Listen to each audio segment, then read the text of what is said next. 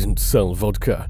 We sold the perception of quality and status. That's worth far more than what's actually in the bottle. What the fuck is this piece of shit? Those aren't my words. That's an actual quote from Sidney Frank, Grey Goose Vodka, who literally admitted he was selling you nothing but trash, and still managed to sell his company for $2 billion after just 7 years. Is a genius! Today I'm exposing exactly how Grey Goose turned water and ethanol into liquid gold through the most brilliant marketing con job of our time. So grab whatever you're drinking, maybe even some Grey Goose, and let's break down the marketing playbook that fooled millions of consumers worldwide. But before I reveal Frank's billion-dollar playbook, you need to understand the brutal truth about vodka that the entire industry doesn't want you to know. And a lot of vodka! Vodka, by definition, is supposed to be tasteless, odorless, and colorless. That's not me saying that, that's literally what vodka is designed to be. Think about it. Vodka is basically super purified alcohol watered down to 40% without any flavor. So what exactly are you paying for when you shell out $50 for a premium bottle? As Sidney Frank himself admitted, the nice thing about vodka is you make it today, you sell it tomorrow. You don't have to put your money into buildings, machines, and warehouses. That was easy. And here's where it gets really interesting. When Grey Goose goes up against cheaper brands in blind taste tests, it regularly gets beaten by vodkas costing a fraction of the price, and sometimes loses to brands like Smirnoff that cost about a quarter of what Grey Goose does. I once hosted a dinner party where I secretly served Costco's Kirkland vodka instead of Grey Goose. My friend, who claimed he could always tell the difference, praised how smooth the Grey Goose was all night. When I revealed the truth, he refused to believe me until I showed him the bottle.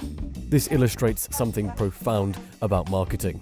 Once you're convinced something is premium, your brain literally makes you taste something different. So, who pulled off this incredible marketing heist?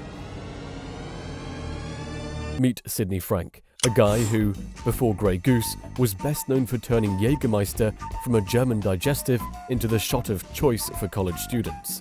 Yeah, the same guy who got frat boys chugging black licorice-flavored alcohol is the one who later convinced Wall Street types to pay $500 for vodka at nightclubs. That takes serious marketing skill. So, how do you make an ordinary product seem luxurious? The first key decision in his billion-dollar plan was making his vodka in France. what? If you know anything about vodka, you know it's traditionally associated with countries like Russia, Poland, and Sweden. Not France. France is known for wine, champagne, and cognac, but certainly not vodka. That was precisely the point. Frank's insight was powerful.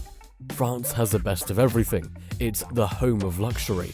We can bottle that. He wasn't trying to create the best vodka in the world. He was leveraging France's established reputation for luxury goods and transferring that prestige to his new vodka brand, knowing consumers would automatically associate it with the refinement of French products. The decision to produce in the Cognac region was particularly strategic. By connecting Grey Goose with one of the most prestigious spirit regions globally, Frank borrowed credibility from centuries of French craftsmanship, despite vodka production having almost nothing in common with cognac production. As one business insider noted, Grey Goose was literally distilled from thin air in the summer of 1996 as a concept with no distillery, no bottle, and no spirit. Just let that sink in. The concept of Grey Goose, the marketing idea, existed before the actual vodka did. Getting France involved was just the beginning. Once Frank had decided to make his vodka in France, the next step in his billion-dollar plan was creating packaging that screamed luxury, even though the liquid inside was, well, just cheap vodka. Think about the Grey Goose bottle for a second. Frosted glass, the clean, sophisticated design, the flying geese logo that subtly suggests elevation and superiority, the cork closure instead of a screw top. Every single element was carefully designed to trigger luxury associations in consumers' minds. But here's where it gets really interesting. Early on, Grey Goose was actually shipped to distributors in wooden crates, the kind normally reserved for expensive wines. This wasn't necessary for protecting the bottles. It was purely a psychological play to associate Grey Goose with fine wine and to make distributors feel like they were handling something truly special. This strategy shows remarkable understanding of consumer psychology, and most of us have been drawn to a product because of beautiful packaging at some point. How much? Remember, when Grey Goose launched, the premium vodka was Absolute at $15. Frank deliberately priced Grey Goose at around $30, double the competition. The big-selling, high-priced vodka at the time was Absolute, which was $15 a bottle. I figured, let's make it very exclusive and sell it for $30 a bottle. This is where we get into some fascinating psychology. There's this principle called the price-quality effect, where our brains automatically associate higher prices with higher quality, even when there's no actual difference. By pricing Grey Goose at such a premium, Frank wasn't just trying to make more money per bottle. He was actually changing how people perceived the taste of the vodka itself. And then something even more brilliant happened. Nightclubs and upscale bars started charging absurd markups for Grey Goose, sometimes $500 or more for a bottle that retailed for $30. Rather than objecting to this markup, status-conscious consumers embraced it. Stop it. Get some help. Bottle service became a status symbol, and Grey Goose became the bottle people wanted to be seen with. The pricing strategy created a powerful feedback loop.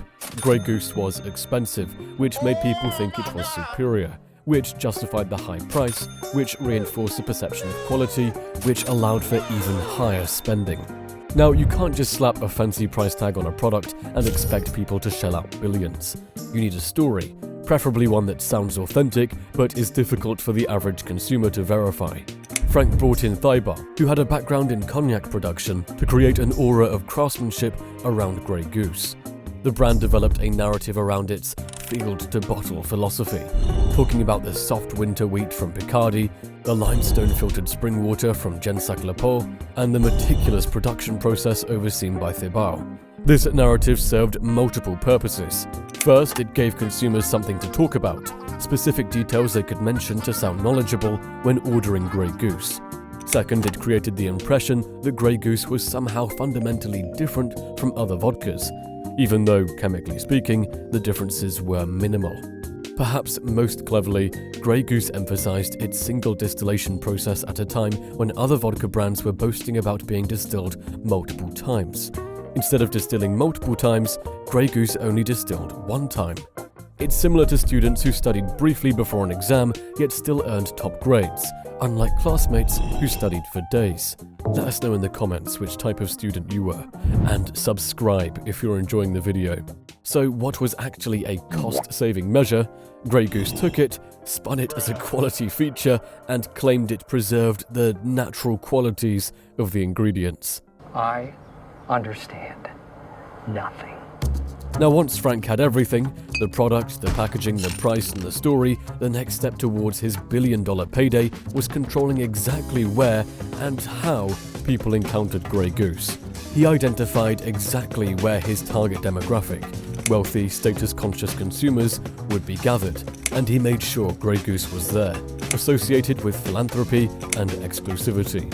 Frank also instructed indoctrinated distributors and bartenders to recommend Grey Goose as the premium choice. By controlling these gatekeepers, he ensured when consumers asked for a recommendation, they'd be pushed toward Grey Goose. Then there was the strategic product placement. Grey Goose appeared in shows like Sex and the City, further cementing its status as a sophisticated urban professional's vodka of choice. This strategic placement was another crucial building block in constructing that $2 billion valuation. In 1998, just a year after launching, Grey Goose was named the world's best tasting vodka by the Beverage Tasting Institute. This single accolade became the cornerstone of Grey Goose's marketing for years to come. It appeared on advertisements, bottles, and promotional materials, seemingly objective proof that Grey Goose wasn't just expensive, it was actually better. What most consumers didn't realize was the context behind this award. How many vodkas were tested? What was the methodology? Who exactly is the Beverage Testing Institute? These questions weren't asked because the claim so perfectly reinforced what consumers already wanted to believe, that their expensive vodka was objectively superior. This third-party validation was the final piece in creating a brand that would soon be worth billions.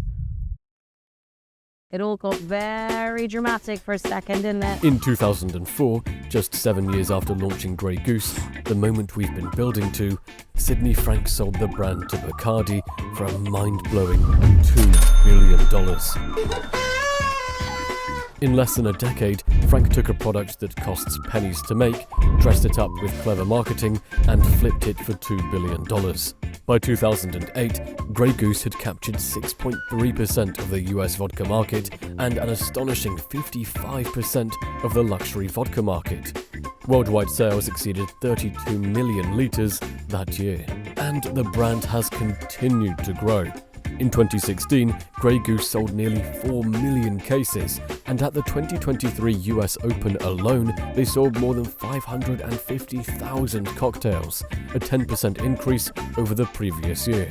The most impressive part, Grey Goose achieved all this success without fundamentally changing the product.